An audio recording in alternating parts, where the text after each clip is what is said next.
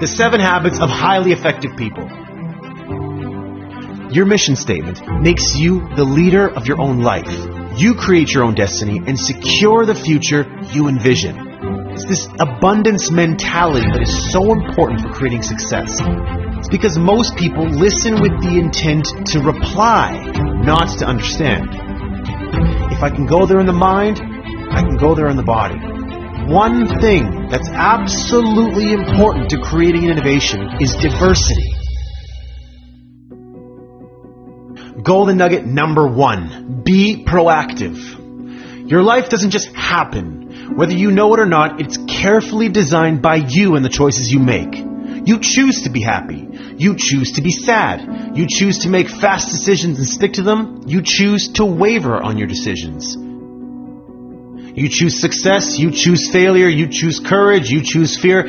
Just remember that every moment, every situation provides you an opportunity to make a brand new choice in your life. And when you do that, it gives you a perfect opportunity to do things differently to produce more positive results. So being proactive is about taking responsibility for your life. You can't keep blaming everything on your parents or on your grandparents, on your siblings. Proactive people recognize that they are what Covey calls response-able.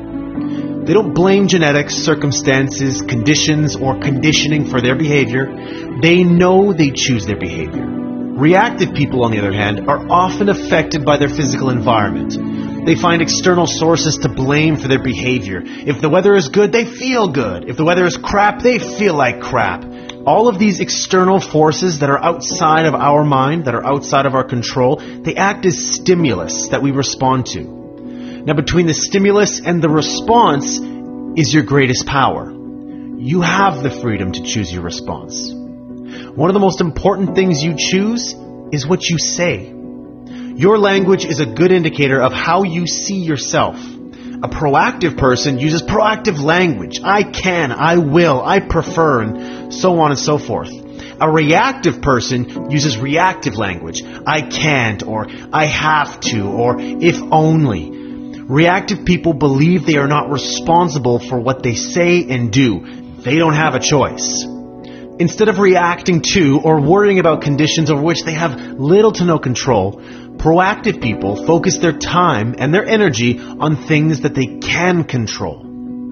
The problems, challenges, and opportunities we face all fall into 2 areas: the circle of concern and the circle of influence. Proactive people, they focus their efforts, their time, their energies on the circle of influence. They work on the things they can do something about: their health, their children, their parents, problems at work.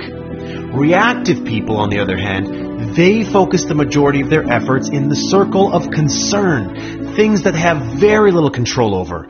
When you gain an awareness of the areas that you spend most of your energy, that's how you can make the first step in becoming a proactive person. Golden nugget number 2 is based on imagination, the ability to envision in your mind which you can't at present time see with your eyes. It's based on the principle that all things are created twice. There's the mental creation, which is first, and then the second, which is physical creation. The physical creation follows the mental just as a building follows a blueprint.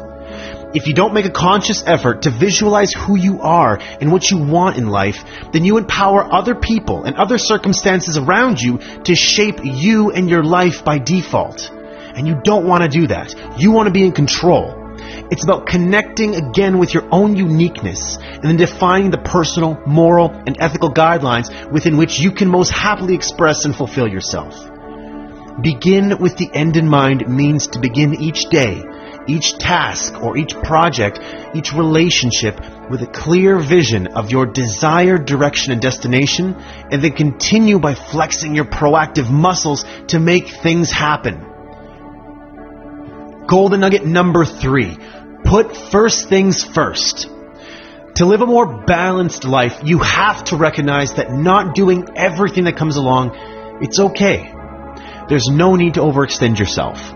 All it takes is realizing that it's all right to say no when necessary and then focus on your highest priorities. Habit 1 says, You're in charge, you're the creator. Being proactive is about choice. Habit 2 is the first, or mental creation, beginning with the end in mind. It's all about vision. Habit 3 is the second creation, the physical creation. This habit is where habits 1 and 2 come together. It happens day in and day out, moment by moment. It deals with many of the questions addressed in the field of time management. But that's not what it's all about. Habit 3 is about life management as well. Your purpose, values, roles, and priorities. What are first things to you? Golden nugget number 4. Think win-win. Now, think win-win, it's not about being nice, and it's definitely not a quick fix technique. It's a character-based code for human interaction and collaboration. Most of us learn to base our self-worth on comparisons and competition.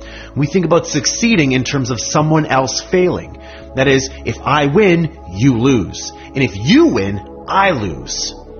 With this type of thinking, life becomes a zero-sum game. There's only so much pie to go around, and if you get a big piece, there's going to be less for me. It's not fair. We all play the game, but how much fun is it really? Win-win sees life as a cooperative arena, not a competitive one. Win-win is a frame of mind and heart that constantly seeks mutual benefit in all human interactions. Win-win means agreements or solutions are mutually beneficial and satisfying. A person or organization that approaches conflicts with a win-win attitude possesses 3 vital character traits. Integrity, sticking with your true feelings, values, and commitments. Maturity, expressing your ideas and feelings with courage and consideration for the ideas and feelings of others. And finally, abundance mentality, believing there is plenty to go around for everyone. To go for win-win, you not only have to be empathetic, but you have to also be confident. You not only have to be considerate and sensitive, you also have to be brave. To achieve that balance between courage and consideration is the essence of real maturity and is fundamental to this win-win philosophy.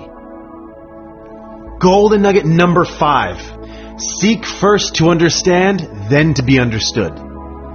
Communication is the most important skill in life. You spend years learning how to read, how to write, and years learning how to speak.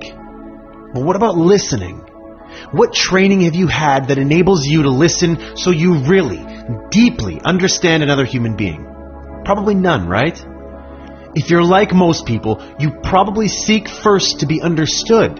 You want to get your point across. And in doing so, you may ignore the other person completely, pretend that you're listening, selectively hear only certain parts of the conversation, or focus only on the words being said, not the meaning of the words. So why does this happen? It's because most people listen with the intent to reply, not to understand. You listen to yourself as you prepare in your mind what you're going to say next, the questions you're going to ask, etc., etc. You filter everything you hear through your life experiences and through your frame of reference. You check what you hear against your autobiography and see how it measures up. And consequently, you decide prematurely what the other person means before he or she finishes communicating. Golden nugget number 6. Synergize. Now, put simply, synergy means 2 heads are better than 1. Synergize is the habit of creative cooperation. It's teamwork, open-mindedness, and the adventure of finding new solutions to old problems. But it doesn't just happen on its own. It's a process. And through that process, people bring all their personal experience and expertise to the table. Together, they can produce far better results that they could not do individually. Synergy lets us discover jointly things we are much less likely to discover by ourselves. It's the idea that the whole is greater than the sum of the parts. When people begin to interact together genuinely, and they're open to each other's influence, they begin to gain new insight. Do you truly value the mental, emotional, and physiological differences among people? Or do you wish everyone would just agree with you so you could all just get along? Differences should be seen as strengths, not weaknesses. They add zest to life. Last but certainly not least, golden nugget number 7, sharpen your saw. Now, sharpen the saw means preserving and enhancing the greater asset you have, you. It means having a balanced program for self-renewal in the 4 areas of your life: physical, social, emotional, mental, and spiritual. Now, here are some examples of different activities. Physical, beneficial eating, exercising, and resting. Social, emotional, making social and meaningful connections with others, friends, family. Mental, learning, reading, writing, teaching. Spiritual, spending time in nature, expanding spiritual self through meditation, music, art, prayer, or service. As you renew yourself in each of the 4 areas, you create growth and change in your life. Sharpen the saw keeps you fresh so you can continue to practice the other 6 habits. You increase your capacity to produce and handle the challenges around you when you sharpen your saw. Without this renewal, the body becomes weak, the mind mechanical, emotions raw, the spirit insensitive, and the person selfish. Feeling good, it just doesn't happen. Feeling good is something you have to work on. Living a life in balance means taking the necessary time to renew yourself. Again, it's all up to you. It's all in your circle of influence. It's something you control. You can renew yourself through relaxation, or you can totally burn yourself out by overdoing everything. Just remember that every day provides a new opportunity for renewal, a new opportunity to recharge yourself instead of hitting the wall. All it takes is the desire, knowledge, and skill to know how to do it.